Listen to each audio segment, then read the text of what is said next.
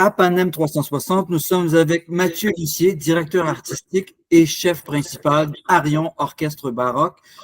Alors, cette fois-ci, dans le cadre du festival Classica, nous aurons droit à la Grande Messe des Morts de Gossec. Gossec. Alors donc, ce compositeur-là avait créé la Grande Messe des Morts en 1760. Enfin, il l'avait composée en 1760 et donc, on dit de cette œuvre-là qu'elle a été une inspiration importante pour le Requiem de Mozart. Alors donc, qu'en est-il? Ben, moi, en fait, j'ai découvert cette œuvre-là il y a quelques années. Je faisais des chroniques de disques à Radio-Canada, puis on me donnait toujours des raretés, puis on savait que j'aimais beaucoup la musique française. Alors, je découvre à ce moment-là Gossec, et je me mets à écouter ce disque-là, puis je me dis, ben là, mon Dieu, Gossec, il a vraiment plagié le Requiem de Mozart, pour me rendre compte rapidement, en fait, que cette œuvre-là a été écrite 31 ans avant le Requiem de Mozart. Donc, s'il y a eu emprunt, c'est peut-être vraiment plus du côté de Mozart, qui connaissait très certainement cette œuvre-là, qui a été jouée vraiment plus d'une dizaine de fois entre 1760 et même la mort de Gossec. Puis ça m'a permis de découvrir, en fait, ce compositeur-là, c'est un nom des fois qu'on voit passer. Il y a une petite pièce, un tambourin qui est joué des fois au violon pour chez les enfants débutants, au piano, mais Gossec, c'est le chaînon manquant de l'histoire de la musique en France. C'est lui qui fait le lien entre Rameau et Berlioz. En fait, son premier poste professionnel, c'était de jouer du violon. Il a mené un orchestre dans lequel Rameau jouait, dans lequel aussi les frères Stamitz, qui débarquaient de Mannheim, ont joué. Et quand il est mort, ben, Berlioz est en train d'écrire sa symphonie fantastique. Donc, c'est vraiment, il a vécu 95 ans et c'est ce siècle qui a traversé la Révolution musique. La Révolution française, pardon. Gossec, c'est le premier, il a écrit beaucoup de symphonies, des quatuors à cordes, c'est le premier à avoir mis des trombones à l'orchestre. Il a fait de la spatialisation, il y en a un petit peu dans la Grande Messe des Morts. Donc, c'est comme un visionnaire, mais dont le nom est un peu tombé dans l'oubli. Donc, moi, c'est quelqu'un que j'aime. J'ai enregistré un disque Gossec il y a j'aime pas ça compter ces années-là, mais près de 20 ans maintenant. C'est vraiment un compositeur qui fait partie de mon univers, mais la Grande Messe des Morts, c'est une ambition au niveau des effectifs que seul un partenariat tel que le Festival Classica peut offrir a rendu possible. Donc, moi, en tout cas, c'est comme Noël là, à partir d'aujourd'hui jusqu'au concert de 28 mai. Oui, c'est un beau festin pour un prospecteur de vieilles partitions ou partitions peu connues. Oui. Si c'est votre cas, Mathieu Lussier, vous êtes vraiment quelqu'un qui cherche et qui trouve, et peut-être qui va modifier les perceptions, parce que peut-être que dans une génération ou deux, on dira de Gossec que c'est lui qui avait inventé ce Requiem, enfin, qui n'a pas inventé, mais qui avait été l'idéateur du Requiem de Mozart, qui n'a pas été composé que par Mozart, comme on le sait. Il y avait aussi ses successeurs qui avaient participé à l'œuvre puisqu'il était très malade. Alors, il était presque mourant. Alors donc, voilà. Mais c'est super intéressant parce que, en fait, on écoute ce Requiem de Gossec, cette grande messe des morts, puis on entend beaucoup du Stabat Mater de Pergolèse qui était très, très populaire en France. On voit que Gossec connaissait, emprunte certaines formules. On se dit, mais ça sonne aussi comme du Haydn, mais on se rend compte qu'à la composition, Haydn avait 28 ans et avait à peine commencé à écrire et n'était pas du tout connu en France. Donc, vraiment, on a là vraiment une espèce de coup de génie visionnaire d'un compositeur Gossec qui, en 95 ans, là, on ne va pas se compter des mensonges, n'a pas été visité à chaque jour par le génie. Là, il y a comme une œuvre immense, mais moi, je dis toujours avec affection qu'il a été visité aléatoirement par le génie. Il y a des quatuors à cordes extraordinaires, d'autres qui sont très bien, mais pas particulièrement excitants. Même chose pour ses symphonies. Mais la Grande Messe des Morts, moi, ce que j'aimerais, en tout cas, c'est que les gens aient la curiosité piquée, mais je veux dire, il y a un cœur complet. On travaille avec le style musique ancienne, des solistes exceptionnels. C'est à la fois une messe des morts, c'est un opéra sacré. Si vous aimez Pergolèse, vous allez retrouver ce que vous aimez chez Pergolèse. Si vous aimez Mozart et Haydn, c'est là aussi. C'est théâtral.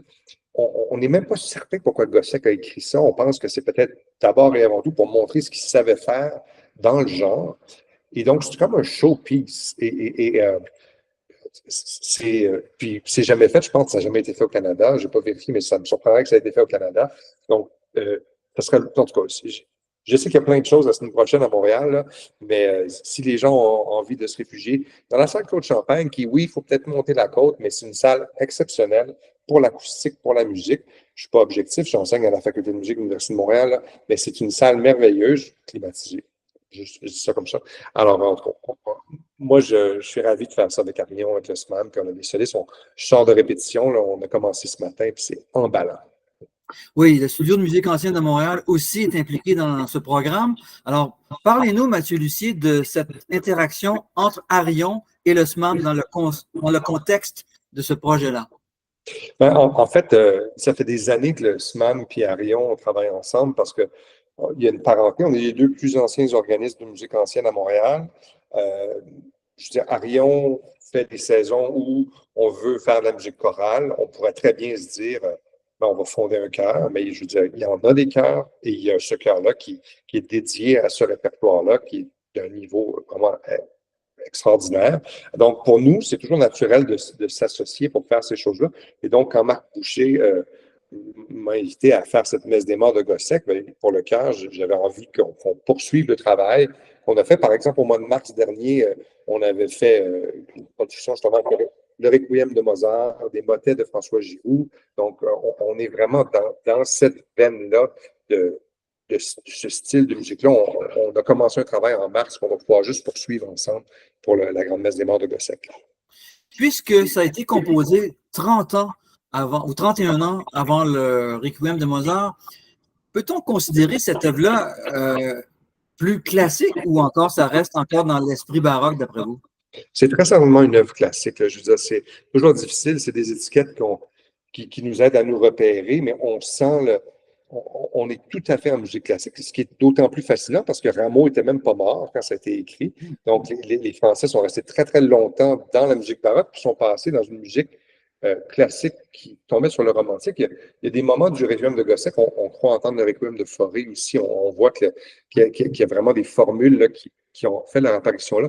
Donc, on est très certainement dans l'univers de la musique classique, de Mozart, Haydn, avec des rappels de Pergolèse, qui est un compositeur baroque, mais dont des fois on parle de musique traditionnelle, on parle de musique galante, de musique rococo. Dans le Sabbat matin de Pergolèse, on a les deux. Là. Alors, la musique plus galante de Pergolèse, on l'entend dans Gossec aussi, d'une certaine façon. Donc, on pourrait dire que François-Joseph Gossec était un des premiers compositeurs classiques, si on comprend bien, puisque oui. Haydn était jeune lorsque cette œuvre-là a été faite, Mozart aussi, enfin la plupart des gens qui sont associés à la période classique étaient des jeunes adultes, oui. Donc, on peut dire que lui a été vraiment un pionnier. Oui, il était pionnier parce que, peut-être par goût aussi, mais parce qu'il a eu la chance justement d'être exposé à des courants différents. 1760, il faut comprendre aussi que c'est les débuts de... Bon, l'influence italienne commence à faire son chemin. Il y a des choses qu'on parle à la querelle des bouffons, des choses comme ça, mais Gossec jouait dans un orchestre qui était de très haut niveau où des musiciens qui venaient d'Allemagne arrivaient et le reste de l'Europe avait commencé à bouger. C'était rapproché de la musique classique. Le style classique avec les fils de Bach, le Tempête et Passion, Sturm und Drang, tout ça, c'était vraiment en train de s'établir. Et donc, Gossec arrive avec ça, lui, puis il entend les innovations de Mannheim, donc le crescendo qui vient d'arriver en France, puis il se dit, ben moi, c'est cette musique-là qui m'anime, et il intègre ces codes-là, puis on va avoir pendant quelques années les vestiges de la musique baroque, orchestrée un peu plus largement, la Rameau, tout ça, mais qui vont chevaucher finalement cette musique classique véritablement française, mais qui a perdu un petit peu sa couleur française. Ceci dit, Gossec internationalise la musique en France, l'innove, mais mettons le goût français, lui, va disparaître un petit peu au profit justement de cette espèce de classicisme européen qui est d'une élégance, qui est d'une efficacité et qui correspondait plus au goût du jour. Justement, on peut faire une sous-question, c'est-à-dire pourquoi, d'après vous, le goût français a décliné à partir de la période classique et n'a ressurgi que vraiment en force, même après Berlioz. Alors, évidemment, Berlioz, c'est fondamental, mais il n'y a pas eu une pléthore de compositeurs dans cette période-là qui venaient de France et ils sont réapparus avec l'impressionnisme à la fin du 19e siècle. Comment on explique ça? Je ne suis pas anthropologue, je suis assez musicologue amateur, mais moi, la façon dont je le vois, je suis toujours été épris d'histoire, c'est que comme on a maintenu artificiellement en place le grand style baroque français que Lully avait installé pendant plus de 100 ans, ben, ce souffle de la Révolution euh, qui est dans les esprits, ce besoin de nouveauté, l'arrivée aussi du goût italien, des sujets italiens un petit peu plus légers, ça fait qu'en fait, on a très certainement eu envie de jeter le bébé avec l'eau du bain, c'est-à-dire qu'en se débarrassant de l'ancien régime, on voulait se débarrasser aussi de l'ancienne musique, de ces codes-là, parce que c'était tellement associé à la monarchie absolue, à la splendeur de Versailles. On avait envie de quelque chose de plus vif, plus énergique, plus simple, qui allait droit au but. Puis, en fait, les Français, ce qu'ils ont fait, c'est presque inédit dans l'histoire de la musique. C'est-à-dire que dans les autres pays, les opéras qu'Handel avait écrits 5 ou 10 ans auparavant, ben, les gens n'avaient pas d'intérêt d'entendre les anciens opéras d'Handel, ils voulaient toujours entendre les nouveaux opéras, tandis qu'en France, 100 ans presque après la mort de Lully, on joue encore des opéras de Lully, mais on va demander à des gens comme Gossec, tu orchestrer ça, là, rajoute des clarinettes, des trombones, mais on joue encore Lully à l'Académie royale de musique. Donc, à un moment donné, c'est ça aussi. On s'est dit, on ne se retrouve plus dans cet ancien régime. On s'internationalise. Les Italiens sont arrivés, les Allemands sont arrivés, puis les Français ont eu envie non seulement de liberté, d'égalité, de fraternité, mais ils ont eu envie de cette musique différente. Très intéressant. Vraiment très instructif aussi. Donc, parlons-nous des solistes maintenant, parce qu'il y a 5 solistes invités, enfin, qui sont impliqués dans cette œuvre d'envergure. Oui. Ben, en fait, on a, quand je parle d'effectifs, c'est ça, il y a deux sopranos, même s'il y a un seul mouvement avec 2 sopranos en même temps, ça prend donc 2 sopranos. Donc, on a la chance de travailler avec Magali Simard-Galdès, qui est une collaboratrice d'Arion depuis quelques projets, Myriam Leblanc, que je connais depuis longtemps, avec qui j'ai pas eu la chance de travailler avec Arion. Il y a aussi une ligne de contralto mais contralto un peu qui peut être confié normalement à un haut de compte à la française, c'est-à-dire un ténor très, très aigu. Il y a peu de gens à Montréal qui font ça, mais les deux qui peuvent le faire sont avec nous. Il y a Aitem Haidar et Philippe Gagné. Donc, Aitem et Philippe se partagent à la fois la ligne de contralto, qui est comme du ténor très, très haut, mais qui ne se fait pas en voix de tête, qui se fait en voix de poitrine, et la ligne de ténor. Puis on a Geoffroy Salvas, baryton, qui était de notre production du Messie avec le SMAM au mois de novembre, que je suis ravi de retrouver pour cette production-là, parce que moi, j'ai connu Geoffroy quand il était petit chanteur de la cathédrale. Donc, je l'ai entendu chanter soprano enfant. Là, je vais l'entendre chanter de sa voix de baryton. Donc, 5 solistes pour donner vraiment des couleurs différentes à ce texte-là. Vous êtes très bien équipé pour présenter aux mélomanes de Classica, c'est certainement pour la première fois, puis peut-être la première fois au Canada, comme vous l'avez dit. Et donc, c'est une œuvre à découvrir. On rappelle les dates, le lieu. 28 mai, 19h30 à la salle Claude Champagne. Ça vaut la peine. Je veux dire, je ne sais pas si moi, j'espère refaire ça un jour, mais je le vis comme si c'était pour moi, en tout cas, la chance d'une vie, puis l'enthousiasme est au rendez-vous là, dans la salle de répétition. Donc, je pense que ça promet. Et ça s'inscrit justement dans cette expansion montréalaise du Festival Classica qui est majoritairement présenté sur la Rive-Sud.